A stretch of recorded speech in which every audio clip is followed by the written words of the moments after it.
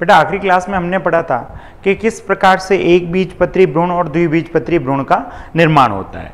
अब बेटा ये जो भ्रूण है ये किस में विकसित होंगे, तो ये बेटा जिस संरचना में विकसित होते हैं उसे हम क्या कहते हैं, बीज कहते हैं। इंग्लिश में इसको हम क्या कहेंगे सर, सीड बोलेंगे। ठीक है, हाँ सर। तो पहली बात ध्यान रखें बेटा, क्या कि जो भ्रूण होता है वो भ्रूण ही किस में विकसित हो जाता है सर, वो बीज में विकसित हो जाता है। किस में विकसित हो जाता है बेटा, बीज में विकसित हो जाता है। ठीक है, अब एक जो बीज होता है बेटा, उस बीज में हमें क्या क्या देखने को मिलता है, उससे पहले हम थोड़ा सा बीज के बारे में समझ लेते हैं कि आखिरकार है क्या। तो बेटा जो बीज होता है, अगर हम बात करें किसकी, कि सर ये जो मादा भाग था जिसे हमने अंडाशय बोला था, इस अंडाशय के अंदर ये जो बीजांड था, क्या निषेचन के बाद यही बीज में कन्वर्ट हो जाएगा? तो मैं बोलूँगा बिल्कुल बेटा, यही जो है ये निषेचन के बाद किस में कन्वर्ट हो जाएगा, बीज के अंदर कन्वर्ट हो जाएगा। तो इसीलिए हम बोलते हैं क्या कि जो निषेचन होता है उस निषेचन के बाद जो बीजांड होता है बेटा वही किस में कन्वर्ट हो जाता है, बीजांड ही बीज में कन्वर्ट हो जाता है, बीज में कन्वर्ट हो जाता है। ठीक है, ठीक है सर। अब सर ये जो बीज होते हैं ये कितने टाइप के होते हैं, तो बेटा बीज जो होते हैं वो बीज पत्र के आधार पे अलग अलग आधार पे अलग अलग टाइप के होते हैं। तो सबसे पहला हम जो है वो आधार ले रहे हैं बीज पत्र की संख्या के आधार पे। बेटा बीज पत्र की जो संख्या होती है उसके बेसिस पे जो बीज होते हैं वो बेटा दो प्रकार के होते हैं। कौन कौन से, तो बेटा ये जो दो टाइप होते हैं उसमें से एक होता है एक बीजपत्री और दूसरा होता है बेटा द्विबीजपत्री। द्विबीजपत्री बेटा ये जो एक बीजपत्री होता है इसको हम मोनोकोट सीड बोलते हैं, और ये जो द्विबीजपत्री होता है बेटा इसको आप डाइकोट सीड बोलते हो। क्या बोलते हो, डाइकोट सीड। ठीक है, ठीक। आइए हम वन बाय वन इन दोनों के बारे में डिटेल से देखते हैं। पहले हम बात करते हैं किसकी, एक बीजपत्री की। तो बेटा एक बीजपत्री जो हो, सॉरी पहले द्विबीजपत्री की बात करेंगे। द्विबीजपत्री बीज जो होता है जिसे हम डाइकोट सीड बोलते हैं, कैसे पता चलेगा कि कौन सा द्विबीजपत्री है? तो सबसे पहली बात, द्विबीजपत्री बीज जो होते हैं उनमें उनके एग्जाम्पल क्या है, सबसे पहले तो हमें वही पता होने चाहिए। तो इन जनरल अगर मैं आपको बताऊं तो बेटा ऐसे बीज जिनको आप दो बराबर भागों में बांट सकते हो, आसानी से दो बराबर भागों में तोड़ सकते हो, जैसे चना हो गया, मटर हो गया, इसके अलावा बेटा और भी एग्जाम्पल ले सकते हो जैसे मूंगफली हो गई, तो उनको आप आसानी से दो पार्ट्स में तोड़ सकते हो। तो ऐसे सीड को हम द्विबीजपत्री बोलेंगे। लेकिन अगर मैं आपसे बोलूं क्या आप चावल को दो बराबर भाग में बांट सकते हो क्या, तो आप बोलोगे नहीं सर, आसानी से नहीं बांटा जा सकता। तो ऐसे को हम एक बीजपत्री बोलेंगे। तो द्विबीजपत्री के ऐसे हमें क्या क्या एग्जाम्पल पता चलते हैं कि सर चना हो गया, मटर हो गया, उसके अलावा आम ले लो, उसके अलावा और कोई सर, इसके अलावा मूंगफली ले लो।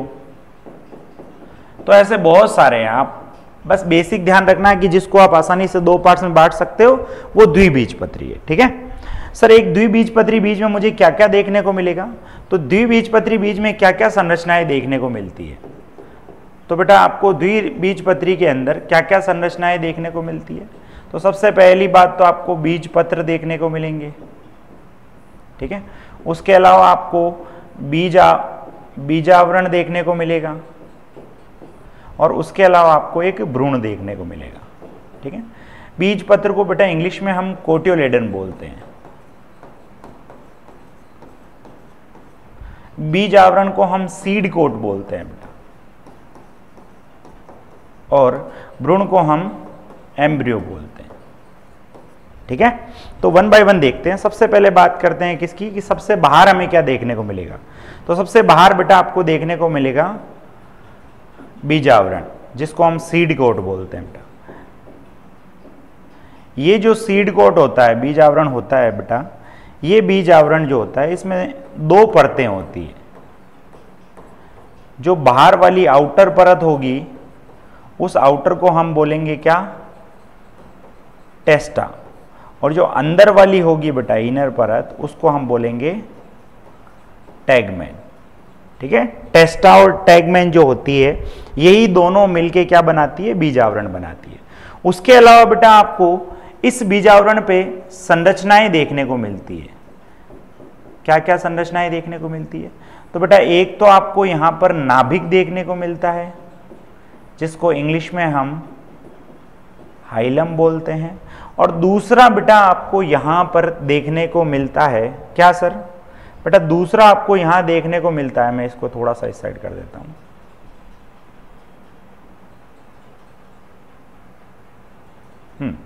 मेरे हिसाब से दिखाई दे रहा होगा आपको, है ना।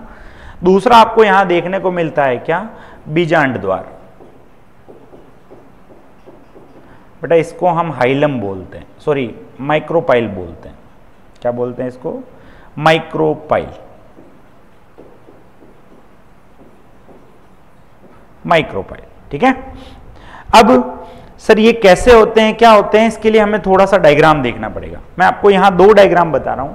एक डायग्राम ये जो डायग्राम है बेटा, इसमें हमने जो सीड है उसको बाहर से देखा है,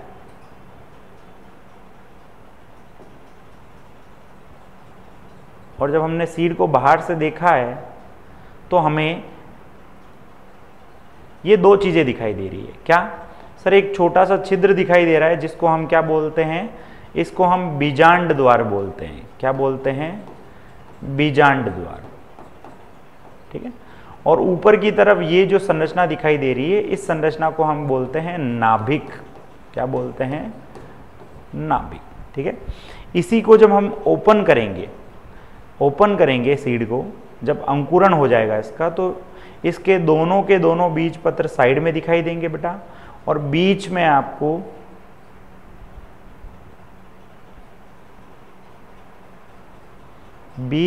कुछ ऐसी संरचना दिखाई देगी। ठीक है, ये जो है ये आपको संरचना दिखाई देगी।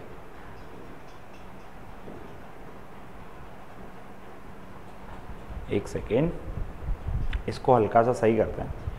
बीच में बेटा आपको ये वाली पीली पीली सी संरचना दिखाई दे रही है, और साइडों में आपको इस तरह की चीजें दिखाई। बेटा ये दोनों जो होते हैं इनको बोलते हैं हम बीज पत्र, और ये जो पीला पीला दिखाई दे रहा है बेटा ये भ्रूण है। भ्रूण का वो भाग जो शूट पार्ट बनाए उसे हम प्रांकुर बोलते हैं, और जो रूट पार्ट बनाए उसे हम बोलते हैं मूलांकुर। ये मैंने आपको लास्ट क्लास में बताया था। ठीक है, तो ये बेटा जब क्लोज है, उसको जब ओपन कर लिया है, तब आपको ये वाली संरचना दिखाई देगी। ठीक है, इसमें अगर हम ध्यान से देखें तो ये जो बाहर आपको व्हाइट व्हाइट दिख रहा है बेटा, ये व्हाइट व्हाइट जो है ये टेस्टा है, और इस टेस्टा के नीचे ही एक और परत पाई जाती है जिसे हम क्या बोलते हैं सर, उसे टैगमेन बोला जाता है। तो आउटर मोस्ट जो होती है वो टेस्टा, और उसके अंदर वाली जो होती है वो टैगमेन, और टेस्टा और टैगमेन मिलके क्या बनाती है सर, बीजावरण बना देती है। ठीक है, क्लियर है क्या मेरी बात? हाँ सर। अब सर हमें ये बताइए नाभिक क्या होता है और बीजांड द्वार क्या होता है, क्योंकि हम ऑलरेडी पढ़ चुके हैं नाभिक और बीजांड द्वार के बारे में। तो बेटा ये वाला जो भाग आपको दिखाई दे रहा है ये है बीजांड द्वार।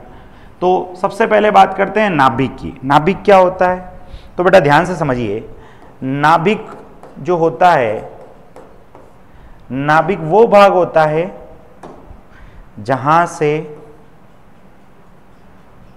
जहां पर बीज आवरण जो होता है, सॉरी, नाभिक वो भाग होता है जहां पे क्या होता है बेटा सर, जहां पर बीज जो है बेटा वह अंडाशय से जुड़ा रहे, या ऐसा बोल लूं, अंडाशय फिर फल में कन्वर्ट हो जाएगा तो फल से जुड़ा रहे। ठीक है, ठीक।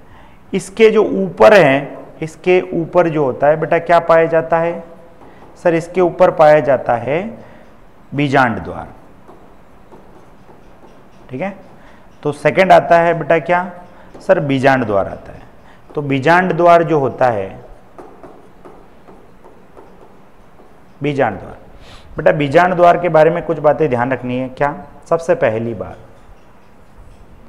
क्या कि इस जगह जो बीजांड द्वार होता है इसमें एब्सेंट होता है क्या बेटा?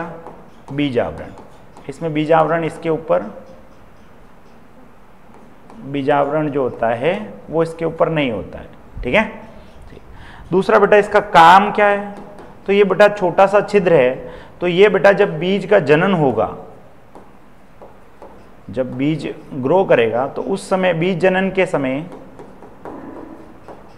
ये क्या करता है सर? ये ऑक्सीजन पहुंचाता है, पोषक तत्व जो होते हैं उनको पहुंचाता है, उसके अलावा वाटर को अंदर पहुंचाता है, उसके अलावा अन्य जो भी चीज़ें चाहिए होगी उनको इस भ्रूण के पास पहुंचाने का काम कर रहा है। क्योंकि अगर छिद्र नहीं होगा तो बाहर से चीज़ें अंदर कैसे जाएगी? क्योंकि बीज आवरण तो बहुत कठोर है। ठीक है, ठीक है भाई। तो ये सारा काम कौन करता है सर? ये बीजांड द्वार करता है। उसके बाद दूसरी जो संरचना आती है बेटा, हमने बीज आवरण पढ़ लिया, अब आता है क्या? बीज पत्र। तो बेटा दूसरा जो आता है उसे हम बोलते हैं बीज पत्र। बीज पत्र की बात करें तो संख्या कितनी होती है सर इसकी? तो बेटा इसका नाम द्विबीजपत्री इसलिए पड़ा क्योंकि इनकी संख्या कितनी होती है? 2 होती है। काम क्या है इसका? तो बेटा खाद्य पदार्थ जो होते हैं उनको, उनका संचय करना, स्टोरेज। भाई बीज जैसे ही जनन करेगा, नया पौधा बनाएगा, तो नया पौधा जब बनेगा तो ऐसे थोड़ी ना बनते ही फोटोसिंथेसिस करने लग जाएगा। जब तक उसकी लीफ नहीं बन जाती है तब तक तो फोटोसिंथेसिस नहीं करेगा, तब तक उसको खाना कहाँ से मिलेगा? इन्हीं बीज आवरण से मिलेगा। ठीक है। फिर अगला आता है लास्ट बेटा भ्रूण। तीसरा पार्ट क्या है? भ्रूण। तो जो भ्रूण होता है बेटा, ये जो भ्रूण होता है इसके 2 पार्ट होते हैं, आपको पता ही है, मैंने आपको पहले ही बता रखा है। 2 भाग। कौन कौन सा सर? एक होता है प्रांकुर और दूसरा होता है मूलांकुर। ठीक है। प्रांकुर क्या होता है? जो क्या बनाए सर? जो शूट बनाए। मूलांकुर क्या होता है? जो रूट बनाए। ठीक है। ये सारी की सारी बातें हैं द्विबीजपत्री बीज के बारे में। देखो मैंने पहले एग्जाम्पल बताया, फिर मैंने कहा कि द्विबीजपत्री बीज में आपको ये 3 चीजें दिखती है। पहला हमने बीजावरण के बारे में देखा, दूसरा हमने बीज पत्र के बारे में देखा, और तीसरा हमने भ्रूण के बारे में देखा, और ये फाइनली डायग्राम हो गया। ठीक है। अब मेरा आपसे सवाल है बेटा कि क्या बीज एक जीवित संरचना है या मृत संरचना है? जो बीज है वो लिविंग है या नॉन लिविंग है? ये मुझे आप कमेंट में आंसर करके बताइए। ठीक है। चलिए, ये तो था बेटा द्विबीजपत्री के बारे में। अब हम एक बीजपत्री की बात करें तो उसमें क्या क्या होता है सर? तो आइए देखते हैं हम किसके बारे में, एक बीजपत्री बीज के बारे में। बेटा इसी को हम मोनोकोट सीड बोलते हैं। क्या बोलते हैं? Monocot seed. बेटा ये जो एक बीजपत्री बीज होता है इसमें सबसे पहली बात तो वही क्या कि सर एग्जाम्पल क्या क्या है इसके? तो एग्जाम्पल की बात करें बेटा तो इसके एग्जाम्पल क्या क्या हैं ऐसे जिनको आप आसानी से 2 पार्ट्स में नहीं बांट सकते। जैसे भाई गेहूं ले लो, चावल ले लो, और एक्सेट्रा जो भी आपको पता चले। ठीक है। अब सर इसमें हमें क्या क्या संरचनाएं देखने को मिलती है? तो बेटा अधिकतर वही संरचनाएं देखने को मिलती है जो वहां पाई जाती थी। कौन कौन सी सर? तो बेटा आपको जो संरचनाएं यहां देखने को मिलती है बेटा, वो सबसे पहली संरचना जो आपको देखने को मिलेगी वो क्या होगी? बीज पत्र। सॉरी, पहले बीजावरण से चलते हैं। बीजावरण देखने को मिलेगा आपको। बीजावरण के अलावा आपको बेटा यहाँ पे बीज पत्र देखने को मिलेगा। बीज पत्र के अलावा यहाँ पे आपको भ्रूण देखने को मिलेगा, और भ्रूण के बाद यहाँ एक एक्स्ट्रा चीज होती है जो उस वाले बीज में नहीं पाई जाती है, मैंने इंपॉर्टेंट लगा दिया, वो होती है भ्रूणपोष। ठीक है। अब बीजावरण क्या होता है क्या नहीं होता है ये सारी बातें मैं आपको बता चुका हूं, तो मैं सिर्फ यहां पे लिख रहा हूं क्या? बीजावरण। बीजावरण में मैंने आपको बता ही दिया था, आउटर जो होती है उसको हम टेस्टा बोलते हैं, और इनर जो होती है उसको हम टैगमैन बोलते हैं। ये मैंने आपको ऑलरेडी बता दिया, वही सेम है, ठीक है। बीज आवरण पे जैसे हमें वहां पर नाभिक और बीजांड द्वार मिले थे, सेम हमें यहां पर भी मिलेंगे, तो उसके बारे में मैं कुछ नहीं लिखवा रहा हूं, ठीक है। दूसरा आ जाते हैं हम किसके ऊपर बेटा, दूसरा आ जाते हैं बीज पत्र के ऊपर। बेटा जो बीज पत्र होता है उसकी संख्या एक बीज पत्री बीज में कितनी होती है, सर एक ही होती है, तभी इसका नाम एक बीज पत्री पड़ा। और बेटा जो घास फैमिली होती है, मैंने आपको पहले भ्रूण में भी बताया, जो घास फैमिली होती है उसमें इस एक बीज पत्र को किस नाम से जानते हैं, सर स्क्यूटेलम के नाम से। किस नाम से जानते हैं, स्क्यूटेलम के नाम से। तो दो चीजें हो गई। तीसरा आता है बेटा क्या, सर तीसरा आता है भ्रूण, जिसको हम क्या कहते हैं, एम्ब्रियो कहते हैं बेटा, ठीक है। मैंने आपको पहले ही बता रखा है बेटा, जो भ्रूण होता है उसके दो भाग होते हैं, कौन कौन से, तो बेटा दो भाग कौन कौन से होते हैं आपको पता है कि सर अभी आपने बताया था, एक तो होता है क्या, प्रांकुर, और दूसरा होता है मूलांकुर। बेटा ये जो प्रांकुर होता है ये किसको ग्रो करेगा, तो सर ये शूट सिस्टम को ग्रो करेगा, और ये किसको ग्रो करेगा, तो सर अभी आपने बताया ये रूट सिस्टम बनाता है। अब ध्यान रखना है, ये प्रांकुर जो है बेटा, हमने जब एक बीजपत्री भ्रूण पढ़ा था तब मैंने बोला था कि इसके ऊपर जो आवरण पाया जाता है उसे हम प्रांकुर चोल बोलते हैं। क्या बोलते हैं, प्रांकुर चोल। और बेटा इस मूलांकुर के ऊपर जो कवरिंग पाई जाती है उसको हम मूल गोप बोलते हैं। क्या बोलते हैं, मूल गोप। और फिर मैंने आपको बोला था बेटा कि ये जो प्रांकुर है प्लस मूल गोप है, इन दोनों के ऊपर जो कवरिंग पाई जाती है उसे हम क्या बोलेंगे कलेक्टिवली, सर उसे हम मूलांकुर बोलेंगे। क्या बोलेंगे, मूलांकुर बोलेंगे, ठीक है।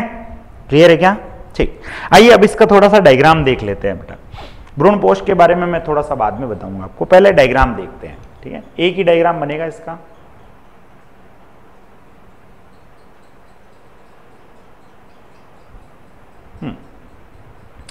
बेटा ये क्या है, सर ये व्हाइट वाली जो आपने बनाई ये टेस्टा है, इसके अंदर क्या होगी, अरे रुकिए एक मिनट, सर इसके अंदर जो होगी वो होगी टैगमैन। ये अंदर ब्लू वाली जो है ये बेटा क्या है, सर ये टैगमैन है, ठीक है, ठीक है। फिर बेटा यहां पे इस बीज के अंदर क्या पाया जाता है, सर इसके अंदर पाया जाता है भ्रूणपोष। तो बेटा वो जो भ्रूणपोष होता है वो भ्रूणपोष बेटा एक मेम्ब्रेन के द्वारा, वो जो भ्रूणपोष होता है बेटा वो एक मेम्ब्रेन के द्वारा ढका हुआ रहता है। अरे यार क्या हो गया, एक मेम्ब्रेन के द्वारा ढका हुआ रहता है। उस मेम्ब्रेन को हम क्या बोलते हैं बेटा, सर उस मेम्ब्रेन को आप बोलते हो एल्यूरोन परत। क्या बोलते हैं हम उसको, एल्यूरोन परत। तो ये सबसे बाहर वाली जो आपको दिख रही है ना बेटा, ये है टेस्टा। क्या है, टेस्टा। ब्लू वाली जो है ये क्या है, टैगमैन। और ये जो रेड वाली है बेटा इसको बोलते हैं हम एल्यूरोन परत। क्या बोलते हैं, एल्यूरोन परत। इसी एल्यूरोन परत के अंदर क्या होता है बेटा, सर इसी एल्यूरोन परत के अंदर जो है क्या पाया जाता है, इसी एल्यूरोन परत के अंदर क्या पाया जाता है बेटा, सर इसी एल्यूरोन परत के अंदर जो है हमें देखने को मिलता है भ्रूणपोष। क्या देखने को मिलता है बेटा, भ्रूणपोष देखने को मिलता है आपको। क्या देखने को मिलता है, भ्रूणपोष। ध्यान रखना बेटा, ठीक है, ठीक। और ये एल्यूरोन परत जो होती है इसका निर्माण ये भ्रूणपोष ही करता है। उसके बाद जो भ्रूण होता है बेटा, मैंने आपको बताया था कल ही कि इसके ऊपर एक परत पाई जाती है और इसका जो भाग शूट सिस्टम को बनाता है उसे प्रांकुर, और ऊपर वाला जो पार्ट होगा उसे प्रांकुर चोल बोलेंगे, ठीक है। ऐसे ही बेटा नीचे की तरफ जो भ्रूण का भाग होता है जो रूट सिस्टम बनाता है उसे आप क्या बोलोगे, मूलांकुर। और बेटा इस मूलांकुर के ऊपर एकल परत पाई जाती है जिसे आप क्या बोलते हो, सर मूल गोप बोलते हैं। क्या बोलते हैं, मूल गोप। और उसके बाद बेटा यहाँ पर जो है आपको एक और परत देखने को मिलती है जो इन दोनों को कवर करती है। उस परत को आप किस नाम से जानते हो? सर उस परत को हम मूलांकुर चोल के नाम से जानते हैं। ठीक है। और बेटा इसके अंदर जो एक बीज पत्र होगा उसको हम किस नाम से जानेंगे? स्क्यूटेलम के नाम से जानेंगे। ठीक है, ठीक है भाई। तो ये सारी बातें मैंने बता दी। अब मैं सिर्फ आपको भ्रूणपोष के बारे में बात बताऊंगा। तो फोर्थ जो पार्ट आता है वो क्या आता है? भ्रूणपोष। बेटा ध्यान रखना कि भ्रूणपोष जो होता है वो एक बीजपत्री में जो है सर, एक बीजपत्री जो होता है उसमें उपस्थित होता है। ठीक है, पहली बात। इसकी गुणिता की बात करें बेटा तो आपको पता है ये 3n होता है। लेकिन एक इंपॉर्टेंट बात ध्यान रखना बेटा, अगर आपसे ऐसा पूछ लिया जाए जिम्नोस्पर्म का, तो जिम्नोस्पर्म में भी भ्रूणपोष पाया जाता है, लेकिन वो कैसा होता है बेटा? n होता है। उसका निर्माण दोहरे निषेचन से नहीं होता है क्योंकि वहां दोहरा निषेचन होता ही नहीं है। तो ध्यान रखना बेटा, जिम्नोस्पर्म का हैप्लॉइड होता है, जबकि एंजियोस्पर्म जो आवृत बीजी पादप होते हैं उनका ट्रिप्लॉइड होता है। फिर बेटा इसके ऊपर एक परत पाई जाती है, एक आवरण पाया जाता है। ये जो आवरण होता है बेटा ये किससे मिलके बना होता है? सर ये जो आवरण होता है ये आवरण सर प्रोटीन से किससे मिलके बना होता है ये आवरण? तो बेटा ये प्रोटीन की एक परत होती है। ध्यान रखना किसकी परत है? प्रोटीन की। और इसका निर्माण कौन कर रहा है? बेटा प्रोटीन की परत है, इसका निर्माण जो है वो कौन कर रहा है? तो इसका निर्माण भ्रूणपोष ही कर रहा है। इसका मतलब वो भी कैसी होगी? वो भी सर 3n होगी। कैसी होगी? 3n। तो प्रोटीन की ये जो परत पाई जाती है, इस परत को आप क्या बोलते हो? एल्यूरोन परत। क्या बोलते हो बेटा? एल्यूरोन परत। और ये एल्यूरोन परत जो होती है ये भी कैसी होती है? 3n होती है। ठीक है, क्लियर है क्या मेरी बात? ये हो गया पूरा का पूरा किसके बारे में? एक बीजपत्री बारे। तो मैंने आपको जब ये टॉपिक स्टार्ट किया तो मैंने बोला था कि ये जो बीज हम देख रहे हैं ये बीजपत्र कितने हैं उसके आधार पे। ठीक है, अब आते हैं हम दूसरा आधार। तो बेटा दूसरा जो आधार आता है जिसके आधार पे हम किसको देखेंगे? बीजों को देखेंगे। तो दूसरा जो हमारा आधार होता है वो होता है कि भ्रूणपोष जो है वो उपस्थित है या नहीं है। भ्रूणपोष की, एक सेकेंड, भ्रूणपोष की उपस्थिति के आधार पे, भ्रूणपोष की उपस्थिति के आधार पर बेटा भ्रूणपोष है या नहीं है उसके आधार पर जो बीज होते हैं बेटा वो दो प्रकार के होते हैं। दो प्रकार के होते हैं। किसके आधार पे? भ्रूणपोष जो है बेटा वो है या नहीं है उसके आधार पे। तो दो कौन कौन से प्रकार हो गए? तो बेटा एक आता है जिसके अंदर भ्रूणपोष होता है, उसको हम बोलते हैं एल्ब्यूमिनस बीज। एल्ब्यूमिनस। और जिसके अंदर नहीं आता है उसको या तो गैर एल्ब्यूमिनस बोल दो या फिर नॉन एल्ब्यूमिनस बोल दो। दोनों बातें सेम ही है बेटा। ठीक है, इसी को हम हिंदी में भ्रूणपोषी बीज भी बोलते हैं। भ्रूणपोषी बीज। और इसको बेटा अभ्रूणपोषी बीज। ठीक है, तो पहली बात बेटा जो एल्ब्यूमिनस या भ्रूणपोषी बीज होता है इनके अंदर जो भ्रूणपोष होता है बेटा वो भ्रूणपोष क्या होता है? सर वो भ्रूणपोष जो होगा वो प्रेजेंट होगा, उपस्थित होगा।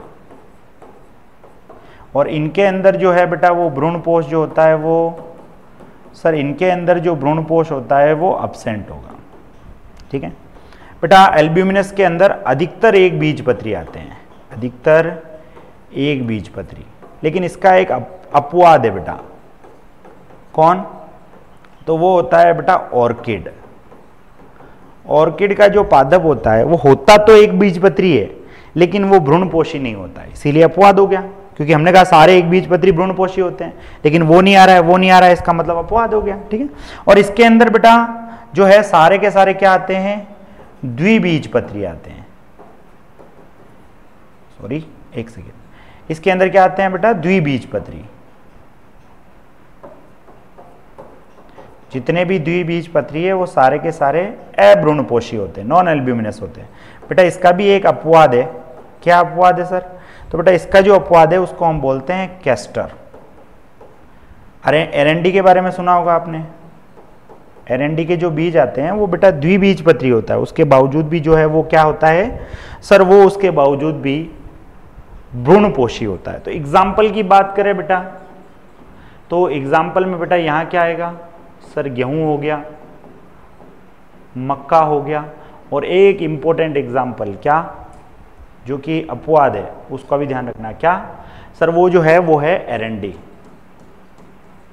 ठीक है, फिर इधर इनके एग्जाम्पल की बात करें बेटा, तो इनके एग्जाम्पल में क्या आएगा सर, चना ले लो, मटर, और एक जो अपवाद है बेटा वो इंपॉर्टेंट है, वो क्या है, ऑर्किड। ठीक है बेटा, ये हो गए बीज के टाइप के बारे में। फिर एक और बेसिक बात जो आती है बीज के बारे में, उसके बारे में हम चर्चा करते हैं। ठीक है, कौन सी बात आती है सर? तो वो आती है बेटा प्रसुप्ति अवस्था, जिसको हम क्या बोलते हैं बेटा, डोरमेंसी। देखिए बेटा, मान लीजिए ये पादप है, इस पादप में लैंगिक जन्म हुआ, लैंगिक जन्म हुआ तो क्या बनेगा, बीज बनेगा। तो ये जो बीज बना ये परिपक्व हो गया, बन के तैयार हो गया।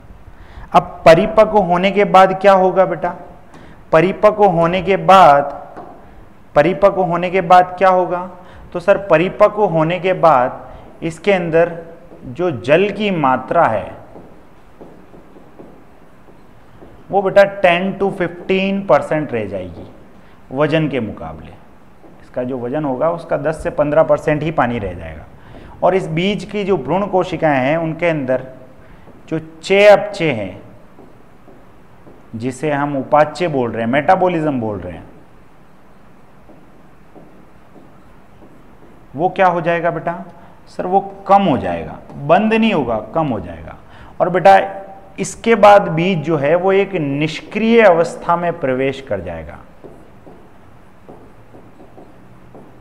तो वो जो निष्क्रिय अवस्था होगी जिसके अंदर जल की मात्रा 10 से 15% हो जाएगी वजन के मुकाबले, चयापचय कम हो जाएगा और निष्क्रिय अवस्था में प्रवेश कर जाएगा, तो इस अवस्था को हम क्या कहते हैं बेटा सर, इसको आप प्रसुप्ति अवस्था बोलोगे। क्या बोलेंगे, प्रसुप्ति, या इंग्लिश में बोले तो इसको हम डोरमेंसी बोलते हैं। ठीक है, क्लियर है क्या भाई? ये जो बीज बना है, अब बीज बनते ही इसका मेन काम क्या होता है सर, बीज का काम होता है कि जनन करके पेड़ बनाए। ठीक है, लेकिन ये कुछ समय के लिए क्या कर रहा है बेटा, एक इनएक्टिव फेज में चला गया है। तो वो जो समय है इनएक्टिव फेज का, ये जो येलो लाइन मैंने खींच रखी है, इस फेज को हम क्या बोल रहे हैं, प्रसुप्ति अवस्था। ठीक है, क्लियर है क्या मेरी बात? हाँ सर। अब मेरा आपसे सवाल है कि मान लीजिए बीज के पास प्रसुप्ति अवस्था ही ना हो, प्रसुप्ति अवस्था नाम की कोई चीज ही नहीं हो, तो उससे क्या नुकसान होगा, हमें ये बताइए।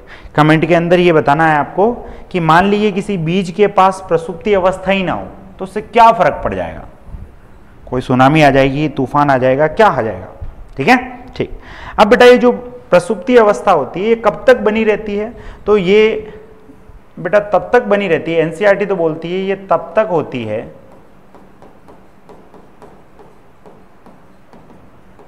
जब तक जो सीड होता है बेटा, बीज जो होता है, उसको अनुकूलित वातावरण ना मिले। अनुकूलित वातावरण का मतलब है अनुकूलित टेम्परेचर हो गया, उसके अलावा अनुकूलित, उसके बाद पोषक तत्व हो गए बेटा। ठीक है, उसके अलावा मिट्टी हो गई, उसके अलावा जल हो गया। जैसे ही ये सारी चीजें मिलेगी वो जो है उसकी प्रसुप्ति अवस्था टूट जाएगी और वो क्या कर देगा, नए बीज का जनन कर देगा। अब सर ये प्रसुप्ति अवस्था जो है ये किसकी कितनी होती है? तो बेटा ये डिपेंड करता है ठीक है। प्रसुप्ति अवस्था टूटती कब है? जब ये सारी चीजें हो जाती है। लेकिन इस प्रसुप्ति अवस्था का जो काल होता है, पीरियड होता है, वो कितना हो सकता है? तो बेटा ये वेरी करता है हर एक में। कैसे? जैसे सबसे पहले आसपास तापमान कैसा है, आर्द्रता कैसी है, और उसके अलावा किस प्रजाति का है, ठीक है। इनके ऊपर इसका काल डिपेंड करेगा। अब मेरा एक और सवाल है आपसे, ये तीसरा सवाल पूछ रहा हूं कि कौन सा पादप हार्मोन जो है वो प्रसुप्ति अवस्था लाता है और कौन सा पादप हार्मोन प्रसुप्ति अवस्था को तोड़ता है, ठीक है। पहला मैं पीछे वाले उसमें पूछ चुका हूं। दूसरा मैंने पूछा है कि भाई प्रसुप्ति अवस्था मान लो नहीं हो तो क्या फर्क पड़ेगा, और तीसरा मैंने पूछा है कि कौन सा हार्मोन प्रसुप्ति अवस्था लाता है और कौन सा तोड़ता है। अब एनसीईआरटी में कुछ बातें बता रखी है, क्या? बीज के बारे में कुछ बातें बता रखी है कि बेटा कुछ बीज जो है वो आपको देखने को मिले हैं। एक बीज था बेटा, कौन सा? Lupinus arcticus. ये बेटा अंटार्कटिका में मिला था, अंटार्कटिका। और ये जो बीज था बेटा, ये कितने सालों बाद जनन किया? तो सर ये 10,000 साल बाद जनन किया। इसका मतलब इसकी प्रसुप्ति अवस्था 10,000 साल होगी, ठीक है। एक और था बेटा जिसका नाम था, एक खजूर थी, खजूर, जिसका नाम है फिनोक्सिया डक्टाइलिफेरा। बेटा ये जो फिनोक्सिया डक्टाइलिफेरा है ये हमें डेड सी के आसपास मिला था, डेड सी, ठीक है, खुदाई के दौरान मिला था। और ये लेटेस्ट अभी भी मिला है। तो इसने जनन किया कितने साल बाद? 2000 साल बाद। एनसीईआरटी में दे रखे हैं तो याद रख लेना, ठीक है। क्लियर है क्या मेरी बात? ठीक। ये बेटा सारी बातें हो गई किसके बारे में? बीज के बारे में, ठीक है। ये एनसीईआरटी में कुछ डायग्राम दे रखा है। देखिए ये द्विबीजपत्री है, इसमें 2 बीज पत्र दे रखे हैं और बीच में आपको क्या दे रखा है? सर बीच में मुझे दे रखा है ये एक भ्रूण दे रखा है, ठीक है। फिर उसके बाद ये एक और दे रखा है। बेटा ये कौन सा बीज है? तो सर ये एक बीजपत्री है, क्योंकि इसके अंदर क्या पाया जा रहा है? भ्रूणपोष। उसके बाद बेटा ये आपको एक बीज पत्र दिखा रखा है, ये बीज आवरण दिखा रखे हैं। ये ध्यान रखना बेटा, देखिए ये जो है इसमें ये प्रहौर भाग दिखा रखा है ऊपर वाला, और ये मूल वाला भाग दिखा रखा है, ठीक है। ये भ्रूण है ऐसे। उसके बाद इधर देखें तो बेटा ये जो है, ये जो आपको दिखा रखा है इसमें भ्रूणपोष है बेटा, बीज पत्र दिखा रखा है आपको, बीजावरण दिखा रखा है। और ये जो पार्ट है बेटा इसको ध्यान से देखना, इस पार्ट को इन्होंने क्या बता रखा है? बीज पत्राधार, यानी मूल, जो मूलांकुर वाला भाग है वो है, ठीक है। और इसी के अगर आप साइड में देखोगे, ऐसा साइड में करके, ये ऐसे दिखा रखा है, इसको साइड करके देखोगे तो आपको प्रांकुर वाला भाग भी दिखाई देगा, ठीक है। फिर उसके बाद ये मक्के का देखा रखा है आपको, फल भित्ति। एक्चुअली में देखो यहाँ ध्यान से देखो, ये फल भित्ति नहीं है बेटा, करेक्शन है ना, फल भित्ति नहीं है, ये क्या है? बीज आवरण है, बीज आवरण, ठीक है, करेक्ट कर लेना। ये बेटा भ्रूणपोष हो गया। फिर ये जो आपको डॉट डॉट सी करके दिखा रखी है ना, ये वाली, ये क्या है बेटा? ये एल्यूरोन परत है, एल्यूरोन परत, ठीक है, ठीक। फिर उसके बाद बेटा ये स्क्यूटेलम दिखा रखा है, इधर प्रांकुर दिखा रखा है, प्रांकुर चोल, ये मूलांकुर है, ये मूलांकुर चोल। ये सारी बातें मैंने आपको बता दी है, ठीक है, ठीक। फिर मैं आपसे बोलूं कि बेटा बीज जो बन रहे हैं उसका क्या फायदा है भाई? जो बीज बने हैं, बीज का इंपॉर्टेंस क्या है भाई? जो एंजियोस्पर्म और जिम्नोस्पर्म में बीज बन रहे हैं उनका क्या इंपॉर्टेंस है? तो सर पहला इंपॉर्टेंस तो ये है कि उनकी जो जनन प्रक्रिया है, बीज से नया पौधा जो बनेगा बेटा, अब नया पौधा जो है वो बेटा जल के ऊपर निर्भर नहीं करेगा, जल के ऊपर निर्भरता घटती है बीज से। देखिए बहुत बार बच्चे कंफ्यूज होते हैं बेटा, एनसीईआरटी में जो लाइन दे रखी है तो उससे कंफ्यूज होते हैं। देखिए आप अगर कंफ्यूज हो तो आप कंपेयर करना किससे? शैवाल से, ब्रायोफाइटा से और टेरिडोफाइटा, क्योंकि इनके अंदर टेरिडोफाइटा, क्योंकि इनके अंदर क्या होता है बेटा, सर इसके अंदर बीज नहीं बनते। तो शैवाल को अगर नया पादप ग्रो करना है तो निषेचन करना पड़ेगा नर युग्मक और मादा युग्मक में, और बेटा निषेचन के लिए क्या जरूरी है, सर पानी जरूरी है।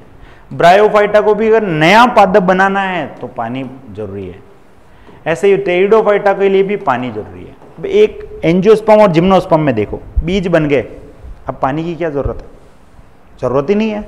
अब कुछ बच्चे बोलेंगे कि सर पानी के द्वारा परागण हो रहा है उनमें, उनको साइड में रखो बेटा, लिमिटेड ही तो है, बाकी अधिकतर तो वायु और कीटों के द्वारा परागित हो रहे हैं।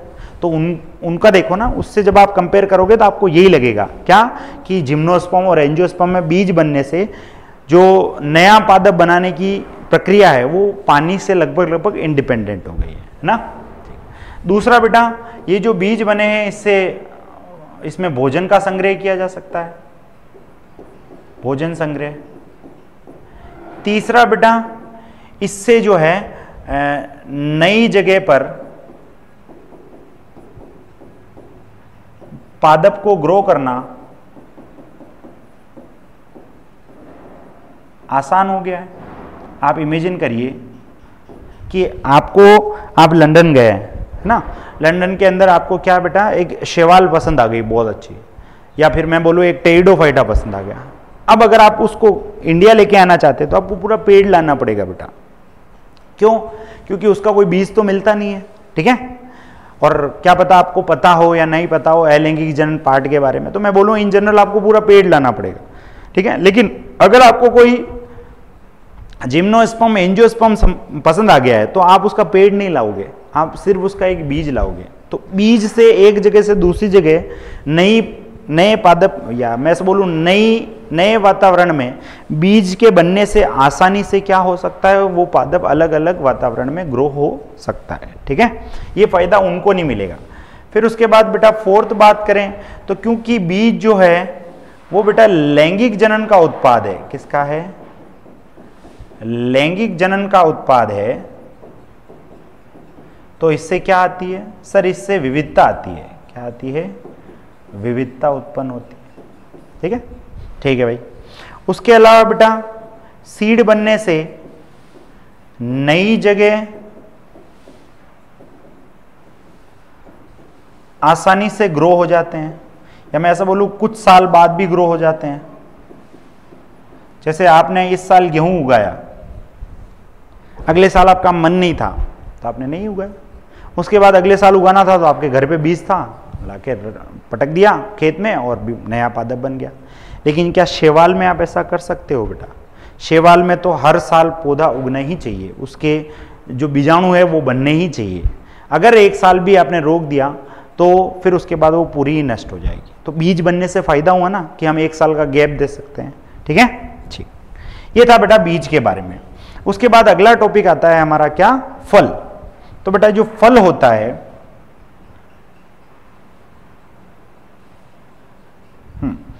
ये जो फल होता है बेटा, इसको हम इंग्लिश में फ्रूट बोलते हैं, ठीक है। तो फल का निर्माण कैसे होता है?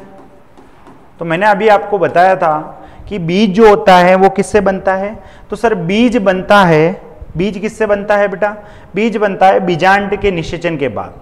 तो बीजांड के ऊपर जो अंडाशय होती है, भाई ऐसा ही तो हो रहा है, मादा भाग ये रहा, इस मादा भाग में जो बीजांड है वो तो आगे जाके क्या बना देगा, बीज, और ये जो अंडाशय है बेटा ये क्या बना देगी, फल। तो मैं ऐसा लिख देता हूं कि निषेचित फर्टिलाइज ओवरी जो है, निषेचित अंडाशय जो है बेटा वो किसका निर्माण करती है, सर वो फल का निर्माण करती है, ठीक है, ठीक। इसीलिए फल के अंदर आपको बीज देखने को मिलता है। अब कौन कौन से पार्ट किस किस से बनते हैं, इसके बाद फल के बाद मैं आपको उसकी टेबल भी बता दूंगा, ठीक है, इधर ध्यान दीजिए। तो बेटा अगर ये बीजांड जो है वो बीज में कन्वर्ट हो रहा है और ये जो अंडाशय है बेटा ये फल में कन्वर्ट हो रही है, तो अंडाशय की जो भित्ति होगी वो क्या बनाएगी, फल भित्ति। तो ये बात मैं लिख लेता हूं कि अंडाशय भित्ति जो होती है, अंडाशय भित्ति जो होती है बेटा वो क्या बनाती है, सर वो बनाती है फल भित्ति, जिसको हम क्या कहते हैं, पेरिकार्प बोलते हैं। बेटा पूछा जाता है फल भित्ति क्या होती है, तो फल के ऊपर जो भित्ति पाई जाती है वो फल भित्ति। अब ये जो फल भित्ति होती है बेटा, ये फल भित्ति जो है अलग अलग प्रकार की हो सकती है। पहला, अलग अलग प्रकार की, जैसे बेटा कुछ फल ऐसे होते हैं जिसमें ये गुदेदार होती है, मतलब मोटी होती है, और कुछ में ये सूखी हुई होती है। जैसे आप लोगों ने मूंगफली खाई होगी बेटा, मूंगफली के ऊपर जैसे ही हम छिलका तोड़ते हैं तो वो छिलका क्या है बेटा, वो फली तो है, और जैसे ही आप छिलका तोड़ते हो अंदर बीज निकलता है। तो इस बीज के ऊपर भी तो क्या है भाई, ये जो अंदर बीज निकला उसके ऊपर वो जो छिलका था, वो छिलका ही तो बेटा क्या है, फल भित्ति है। तो सूखी हुई आपको कहाँ देखने को मिलती है सर, मूंगफली में। और गुदेदार की बात करें तो जैसे एग्जाम्पल के तौर पे आम ले लो आप, आम में आप खाते भी हो। उसके अलावा अमरूद ले लो, तो इनमें गुदेदार होती है और इसमें सूखी हुई होती है। ठीक है, फिर मैं हल्का सा एक 11th क्लास का था, 11th क्लास का एक और टॉपिक है, उसको थोड़ा सा और ले लेता हूँ कि ये जो पेरिकार्प होती है बेटा, अगर ये गुदेदार होगी तो इसकी 3 परतें होती है। कौन कौन सी? तो सर एक होती है एपिकार्प, जो सबसे बाहर होती है। एक होती है मीजोकार्प, जो कहाँ होती है, बीच में होती है। और तीसरी होती है एंडोकार्प, जो कहाँ होती है, अंदर होती है। अब बेटा आप लोगों ने 11th क्लास में पढ़ा होगा कि जो आम होता है उसकी, आम का जो खाने वाला भाग होता है, आम का खाने वाला भाग, वो मीजोकार्प बनाती है। ठीक है, और आप लोगों ने ये भी देखा होगा बेटा कि जो नारियल होता है, रेशे वाला भाग जो होता है, फाइबर वाला भाग, रेशे वाला भाग, वो कौन बनाता है? तो सर वो मीजोकार्प बनाती है। तो ध्यान रखना, पूछ लेता है कि आम का खाने वाला भाग कौन सा होता है, तो मीजोकार्प। नारियल का रेशे वाला भाग कौन सा होता है, तो मीजोकार्प। अब मेरा सवाल है, नारियल जो होता है बेटा, उस नारियल का कौन सा भाग आप खाते हो? ठीक है, ये आपको कमेंट सेक्शन में बताना है। इतने सारे सवाल पूछ लिए मैंने आपसे। चलिए, अब आता है बेटा क्या कि फल कितने टाइप के होते हैं। तो बेटा फल के प्रकार की बात करें तो आपको फल जो है बेटा वो 2 प्रकार के देखने को मिल जाते हैं।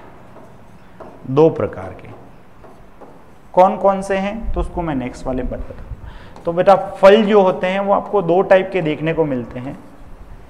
एक जो होते हैं उनको हम वास्तविक फल बोलते हैं, या फिर इसी को हम इंग्लिश में ट्रू फ्रूट बोलते हैं।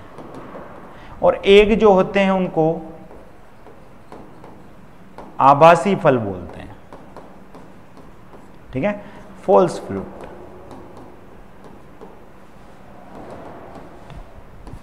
देखो बेटा, मैंने स्टार्टिंग में आपको बताया था, क्या बताया था सर आपने? मैंने स्टार्टिंग में आपको बताया था बेटा क्या, कि जो फल होते हैं बेटा उनका निर्माण किसके द्वारा होता है? सर फल का निर्माण होता है किसके द्वारा? सर फल का निर्माण होता है, फल का निर्माण होता है बेटा किसके द्वारा? फल का निर्माण होता है अंडाशय द्वारा। तो जिसका निर्माण केवल किससे हो?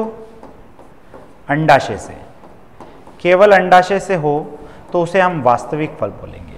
और जिसका निर्माण अंडाशय के साथ साथ, अंडाशय तो हो ही, उसके साथ साथ कुछ और भाग भी हो, अन्य भाग भी हो। अंडाशय के साथ साथ, अंडाशय तो बेटा दोनों में होगा, लेकिन इसमें अंडाशय के साथ अन्य भाग भी पार्टिसिपेट कर रहे हैं, तो इसको हम आभासी फल बोलेंगे। एग्जाम्पल की बात करें बेटा, इसके तो बहुत सारे एग्जाम्पल है। आप आम ले लो, ठीक है, अमरूद ले लो ना। इसके एग्जाम्पल की बात करें तो बेटा इसके एग्जाम्पल इंपॉर्टेंट है, एनसीईआरटी ने दे रखा है। एक तो दे रखा है बेटा आपको सेब, एप्पल, और दूसरा आपको दे रखा है स्ट्रॉबेरी। ठीक है, स्ट्रॉबेरी और सेब जो होता है इसमें अंडाशय के साथ साथ और पार्ट भी होता है। कौन सा होता है? इधर देखिए, ये आपको एप्पल दिखा रखा है। तो एप्पल के अंदर जो बेटा बीजांड वाला भाग था वो तो यहीं खत्म, सॉरी अंडाशय वाला भाग था वो तो यहीं खत्म हो गया। इसके बाद जो पार्ट आप खाते हो ना वो क्या है? सर जो पार्ट हम खाते हैं वो अंडाशय नहीं है, वो तो क्या है बेटा? पुष्पासन है, थैलेमस वाले पार्ट को आप खाते हो। ठीक है, क्लियर है क्या? ठीक। ऐसे ही जो पार्ट आप स्ट्रॉबेरी में खाते हो ना, वो क्या है? पुष्पाशन है। तो इनमें अंडाशय के साथ साथ बेटा और भाग भी है, तो इसीलिए किसके एग्जाम्पल हो गए सर? ये आभासी फल के एग्जाम्पल हो गए। ठीक है, ठीक है सर, ये हो गया फल के बारे में। अब बेटा मैंने आपको बोला था कि मैं आपको एक टेबल बनाऊंगा। चलिए आइए उस टेबल को, नहीं मुझे यही चाहिए, इसको नीचे से एक्सपेंड कर देता हूं। Wait a second.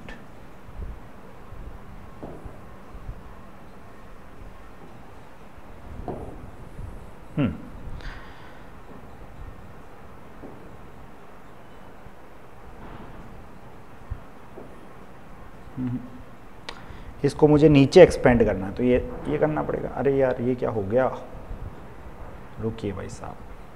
चलिए 1 2 3 4 5 6, हाँ हो जाएगा, अपना काम हो जाएगा।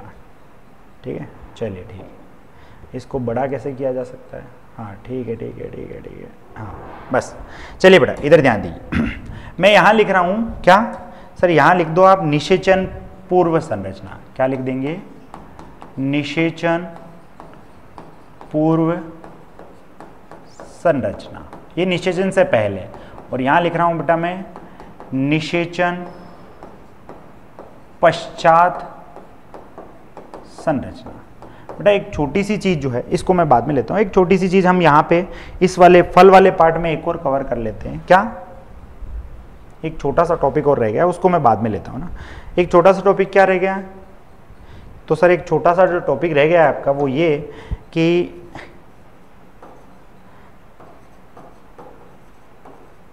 पार्थेनो कार्पिक फल क्या है। ठीक है, इसी को हम क्या बोलते हैं? अनिषेक फलन। क्या बोलते हैं बेटा? अनिषेक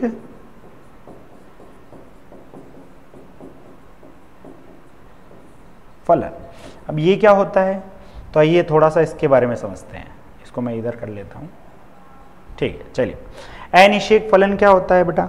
हमने कहा कि फल का निर्माण जो है वो हमेशा किससे होगा सर? निषेचन वाले अंडाशय से होगा। लेकिन अगर बेटा बिना निषेचन के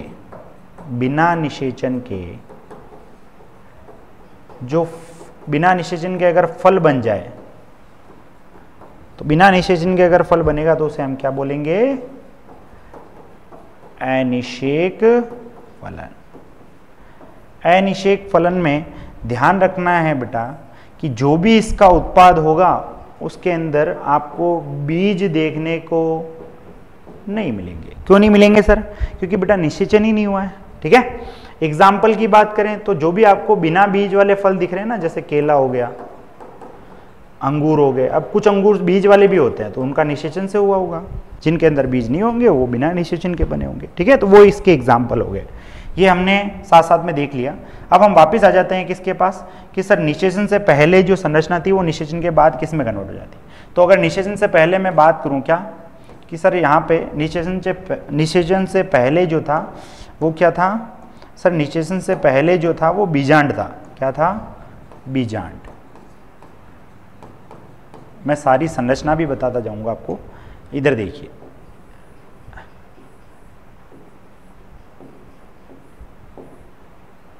ये थी और इसके ऊपर जो थी ये अंडाशय थी, यही था।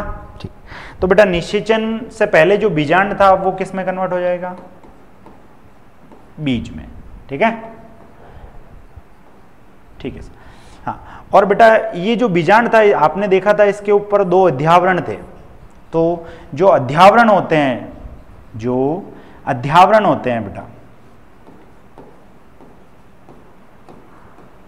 वो अध्यावरण किस में कन्वर्ट हो जाएंगे सर? अध्यावरण कन्वर्ट हो जाएंगे बीजावरण में, सीड कोड में। फिर उसके बाद बेटा इसमें आपने देखा था कि यहां पर एक पार्ट था जहां पर अध्यावरण अनुपस्थित थे, जिसे हम बीजांड द्वार बोल रहे थे। तो बेटा यहां पर भी वो बीज के ऊपर बन जाएंगे, जिसे हम क्या बोलेंगे? बीजांड द्वार।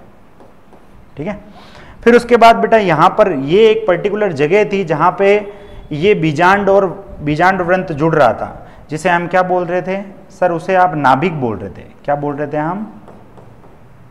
नाभिक, तो वो बीज के ऊपर क्या बन जाएगा, नाभिक। ठीक है, फिर उसके बाद बेटा ये जो अंडाशय है, ये अंडाशय किस में कन्वर्ट हो जाएगी, सर ये अंडाशय जो है ये फल में कन्वर्ट हो जाएगी। ठीक है, और इस अंडाशय की जो परत है जिसको हम अंडाशय भित्ति बोलते हैं,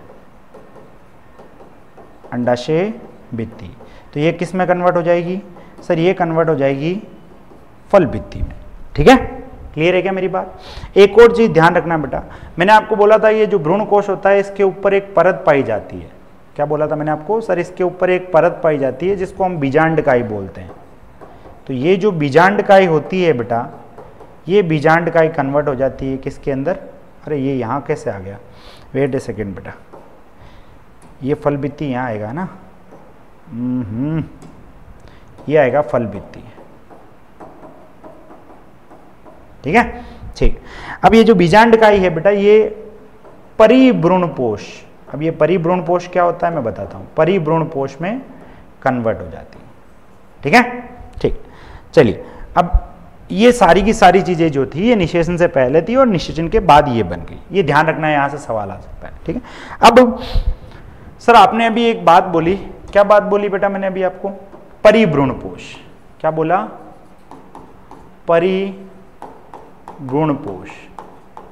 इसको बेटा इंग्लिश में हम पेरिस्पर्म बोलते हैं,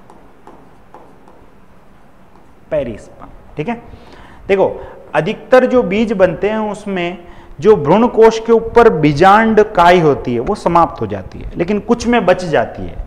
तो ऐसा बोल दूं कि बीजांडकाई जो होती है, बीजांडकाई का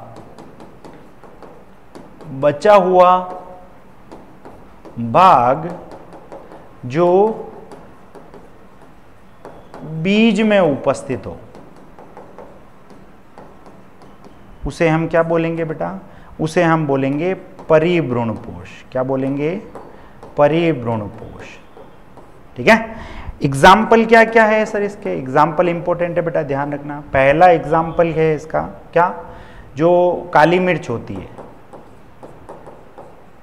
काली मिर्च, और दूसरा है बेटा चकुंदर, चकुंदर के जो बीज आते हैं उनके अंदर आपको परिभ्रूणपोष देखने को मिलता है। ठीक है, क्लियर है क्या मेरी बात। ठीक है बेटा, तो अगली जो क्लास है उसमें बस छोटे से 2 टॉपिक बचे हैं बेटा, और इससे रिलेटेड मैं कुछ इंपॉर्टेंट क्वेश्चन करवा दूंगा।